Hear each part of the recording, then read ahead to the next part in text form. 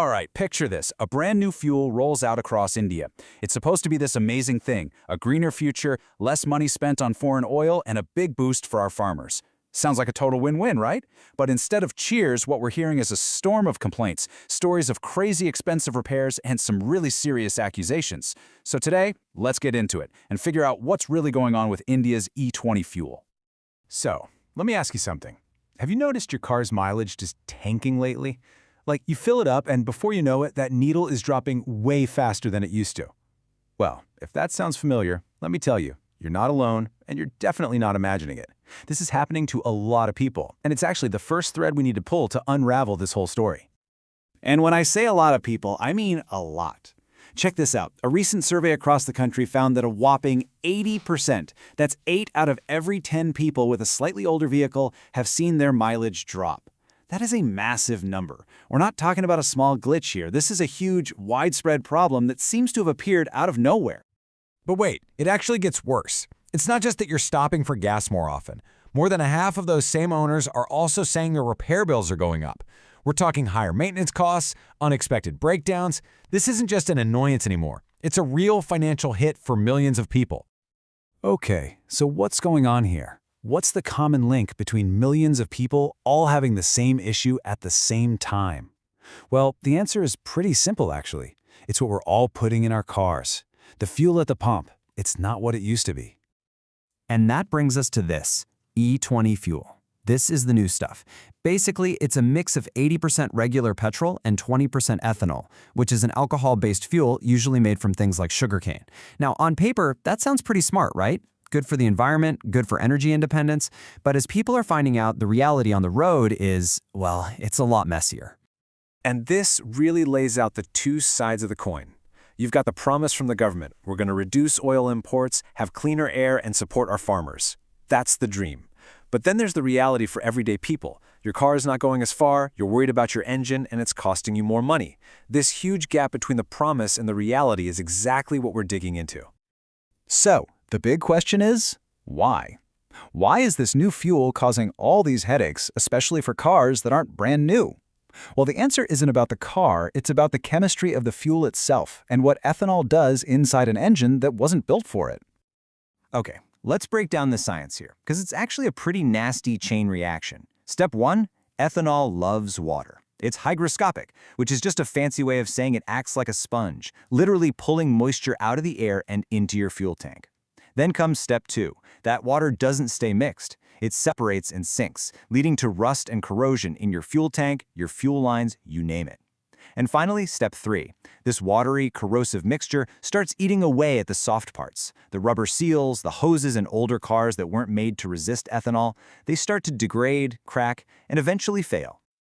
And this isn't just theory. Mechanics are seeing it every single day. They're on the front lines of this thing. In major cities, they've reported a 40% spike in complaints all related to fuel issues since this rollout. So no, this isn't just a few people complaining online. It is a clear, measurable trend hitting workshops everywhere. And listen to this from a service engineer in Delhi. It really puts a human face on it. He says, "We've been replacing fuel filters, cleaning injectors, and addressing corrosion damage in cars that were perfectly fine before." Think about that. These are cars that had no problems, and now they're showing up with all these issues, and the only thing that's changed is the fuel. And sometimes, the cost is just jaw-dropping. Get this. One luxury car owner in Chennai got hit with a repair bill for 4 lakh rupees.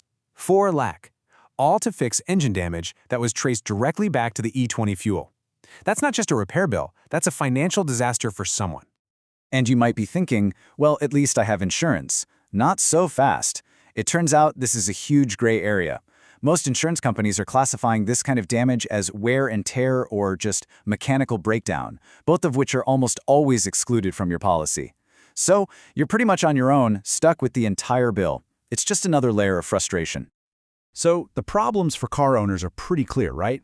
But this is where the story takes a major turn.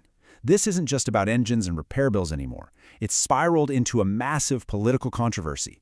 And some people are starting to use a very powerful and controversial name for it, the ethanol scam. And that leads to the million-dollar question, or maybe the billion-dollar question. Who is actually making money here? If everyday people are paying more for fuel and repairs, somebody has to be benefiting from this huge nationwide policy shift. So, critics started asking, who stands to gain the most? Well, a lot of that attention started to focus on the family of Union Minister Nitin Gadkari, who has been one of the biggest and most vocal supporters of the ethanol policy. It turns out his sons are deeply involved in the sugar and ethanol business, and for critics, this looked like a potential and massive conflict of interest. And let's just look at the numbers here for a company called CN Agro Industries, which is run by the minister's son. Before the big policy push, its revenue was around 17 crore. After, it skyrocketed to over 500 crore. And the stock price? It jumped from 40 rupees to over 600. That's a surge of more than 1,500%. Now, for those critical of the policy, this looks like Exhibit A that a very small group of people are making a fortune from a policy they were in a position to influence. Now, to be fair and to show the other side, the minister and his family have strongly denied any and all allegations of wrongdoing. They say all their business is above board, completely legitimate, and it's also crucial to point out that no formal charges have ever been filed here. So, what about all those complaints from drivers we talked about? The dropping mileage, the expensive repairs? Well, the official government response, coming from Minister Gadkari himself, has been to dismiss it all as just misinformation. And that creates this huge disconnect, right? You have the official government position on one side and the very real, very expensive experiences of millions of car owners on the other. And that's really where we are right now. You've got the government pushing forward with what it calls a vital green energy policy.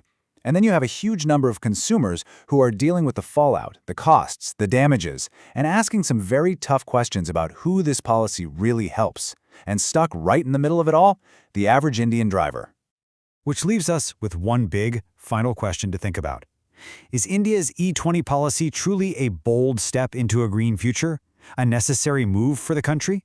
Or is it a greenwashed policy that, whether by design or by accident, ends up benefiting a handful of insiders while the public picks up the tab? That right there is the core of this entire debate.